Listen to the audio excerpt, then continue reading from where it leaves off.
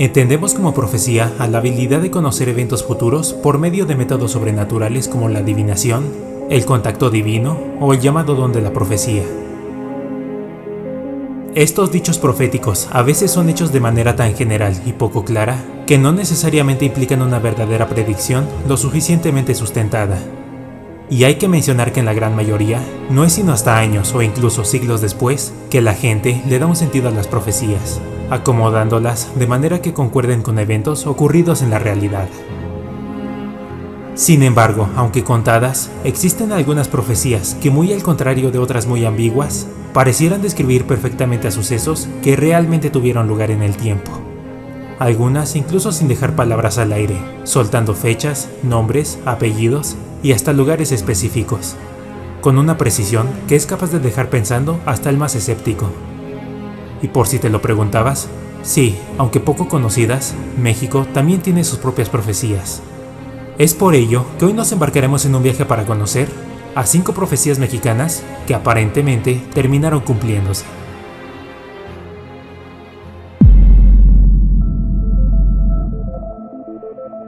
Las profecías mayas cobraron gran notoriedad durante los años previos al 2012, pues supuestamente estas anunciaban el inicio del fin del mundo para el día 21 del mes de diciembre del año mencionado. Estas profecías eran tomadas de textos antiguos como los Chilam Balam, libros que contenían antiguos saberes mayas previos y posteriores a la conquista, y en donde había incluidos algunos apartados dedicados a profecías. Entre estos augurios destacan algunos como los que supuestamente habían predicho la llegada de los europeos. Pero la verdad es que tal profecía no es tan antigua como se cree.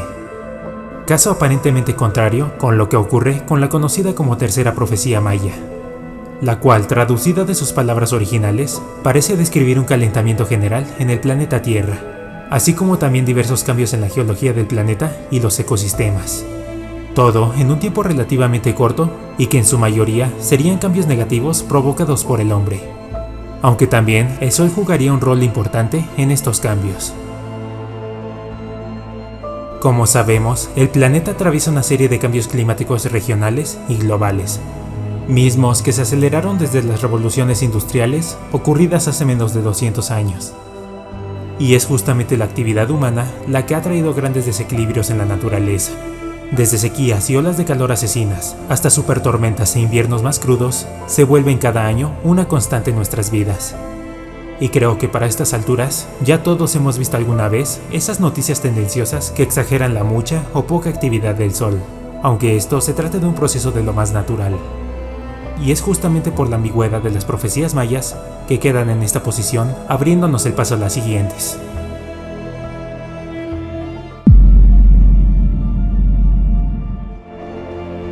Todos conocemos la increíble historia sobre la fundación de Tenochtitlán, la peregrinación de los mexicas de más de un siglo de duración, en búsqueda de la tierra prometida por su dios guía Mexihuitzilopochtli, empresa que culminaría una vez encontrada la señal indicada por la deidad, un águila posada sobre un nopal, lo cual terminó sucediendo aproximadamente en el año 1325. Sin embargo, no es esta profecía la que nos trajo aquí, sino aquella con la que se podría decir que Huitzilopochtli convenció a los antiguos aztecas para completar la peregrinación, a pesar de la complejidad que aquella tarea implicaba. Pues en el trayecto la deidad se comunicó en varias ocasiones con los futuros mexicas y les aseguró lo siguiente: mexicanos, conquistaremos a los naturales que estén establecidos en aquellas tierras y en el universo. Os haré señores, reyes de cuanto hay por doquiera en el mundo. Y cuando seáis reyes, tendréis allí innumerables, interminables, infinitos vasallos, que os pagarán todos los tributos que en la tierra existan. Haciendo cuentas, desde la fundación de Tenochtitlán, los mexicas pasaron de ser una tribu de mercenarios a convertirse en el imperio más poderoso de la parte norte del continente americano.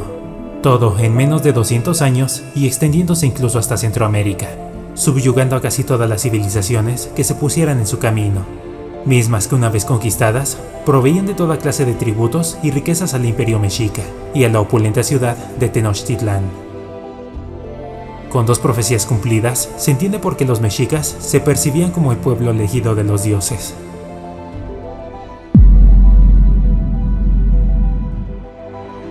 De esta anécdota ya había hablado, pero vale la pena recordar que la presidencia de Francisco I. Madero no habría sido posible de no ser por su conocido espiritismo. Esta faceta de su vida quedó registrada en los llamados diarios espiritistas de Madero, escritos en los que el antiguo presidente relataba sus experiencias en sesiones y trances espiritistas. Sin embargo, sería la comunicación con dos misteriosos seres de nombre José y Raúl el asunto más extraño. Durante casi 10 años, las entidades de José y Raúl, a quien por cierto Madero definía como el espíritu de un hermano muerto, le guiaron por el camino del estudio de la historia, así como la filantropía en favor de los desprotegidos. Pero el espíritu de Raúl, quizá ya desde antes, tenía algo preparado para Francisco I. Madero, lo cual quedó expreso a partir de 1907 en las múltiples veces en las que ambos espíritus contactaron al futuro presidente, y le revelaron que estaba destinado a una tarea muy grande y que cambiaría el rumbo de México para siempre. Y para comprobarlo tenemos las palabras de los supuestos espíritus. Hermano, tú, en las condiciones excepcionales en que te encuentras, estás llamado a prestar importantísimos servicios a tu patria. Puedes estar seguro de tu triunfo sobre la materia. Te encuentras ya en excelentes condiciones para hacer el esfuerzo definitivo. La corona la tendrás de todas maneras, pues el general está cometiendo torpeza sobre torpeza.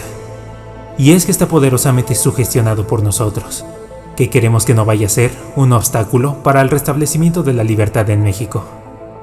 Cada día vemos claro el brillante triunfo que va a coronar tus esfuerzos. Ahora sí, podemos asegurarte, sin temor a incurrir en un error, que el triunfo de ustedes es seguro en la primera campaña. Como sabemos, Madero logró la presidencia en 1911, y antes de ello, todo lo relatado en los diarios de Madero parece haberse cumplido al pie de la letra. Pero hay algo que siempre me ha incomodado de estos augurios, pues siempre he considerado que habría sido muy bueno que los espíritus le avisaran a Madero sobre la traición de la que sería víctima, a menos claro que estas entidades no quisieran que Madero se enterara. Lo que deja la pregunta, ¿quién o qué era lo que contactaba a Francisco y Madero?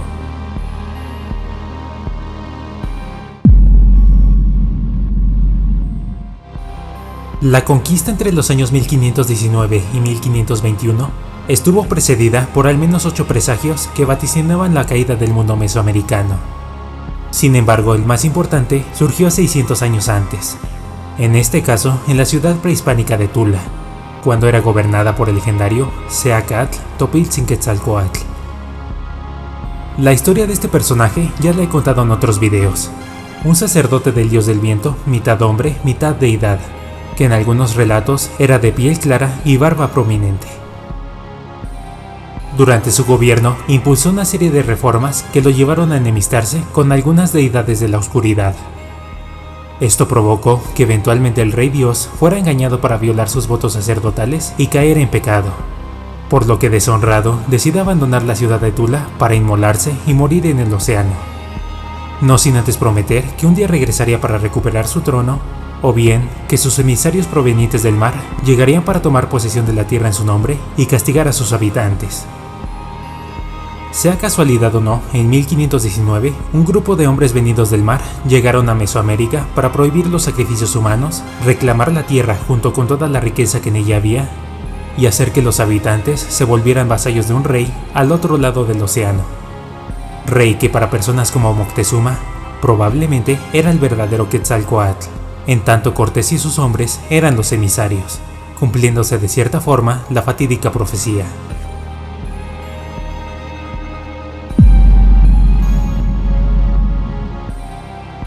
Conocida como la Nostradamus mexicana, Matiana del Espíritu Santo fue una mujer al servicio de la Iglesia Católica durante el Virreinato Novohispano del siglo XVIII, a quien se le atribuye la invención de las conocidas calaveritas literarias. Y aunque no era una religiosa al pie de la letra, su labor con el clero le hizo ganarse el mote de Madre Matiana. Pero no es esto por lo que está aquí, pues Matiana era conocida por su gran espiritualidad y las revelaciones que llegó a hacer durante su vida. Revelaciones que sorprendentemente parecían describir a la perfección distintos hechos históricos ocurridos en México y en el mundo, incluso décadas después de su muerte. Eventos como la toma de la Bastilla, la Guerra de Reforma o la llegada de Napoleón. A pesar de que las profecías de Matiana son bastante intrigantes, las dejaré para otro video, enfocándome por esta ocasión solo en dos, y ya me dirás tú qué opinas de ellas.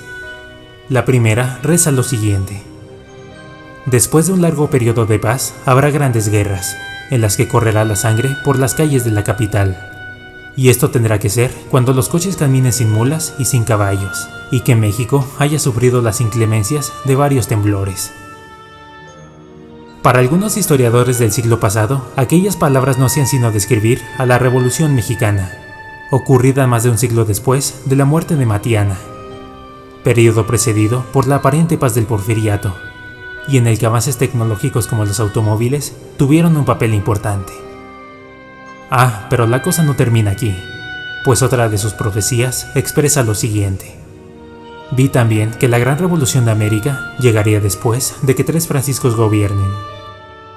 En este caso existen al menos 2 interpretaciones, pues a menudo 2 profecías resaltan el papel de gobernantes llamados Francisco. La primera hace referencia a la independencia de México, en la que el virrey Francisco Javier Venegas y el arzobispo Francisco Javier de Lizana y Beaumont fueron testigos del inicio de la guerra. Sin embargo, hace falta un tercer Francisco, cosa que también ocurre en la segunda interpretación, en la que los nombres Francisco I. Madero y Francisco León de la Barra apuntan también a un periodo de lucha dentro de México. Y en este caso se sugiere que el tercer Francisco sería nada menos que Francisco Villa, que si bien no gobernó el país, sí fue una figura de gran poder en la década de 1910. ¿Quieres saber lo más interesante? Las profecías de Matiana fueron retomadas por otras religiosas y estudiosos de su época, lo que no tendría mayor importancia de no ser porque esto fue hecho durante el siglo XVIII y principios del XIX, haciendo que estas revelaciones adquieran mayor misterio, sobre todo cuando te topas con profecías como esta. Cuando viereis la guerra entre Francia y Germania, podréis decir que es el comienzo de la tercera y última plaga. Hay 3 veces de Francia, hay 3 veces de Italia. Francia dividida entre sí carecerá de todo auxilio. El ángel no guardará la espada, sino hasta haber castigado a todas las naciones. Nadie sabrá de dónde ha venido el fuego, y todos los malos perecerán. No sé tú, pero a mí esta tercera me suena peculiarmente familiar, ¿no lo crees?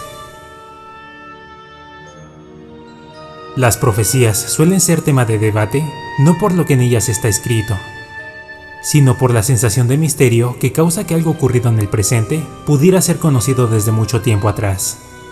Pero antes de que echemos todo por la ventana y asumamos que el destino está escrito, hay que recordar que así como existen profecías que parecieran haberse cumplido, hay otras que ni siquiera se han acercado un poco. Y como dije al principio del video, dada la ambigüedad de muchas profecías, no se entiende ni un poco qué tratan de decir.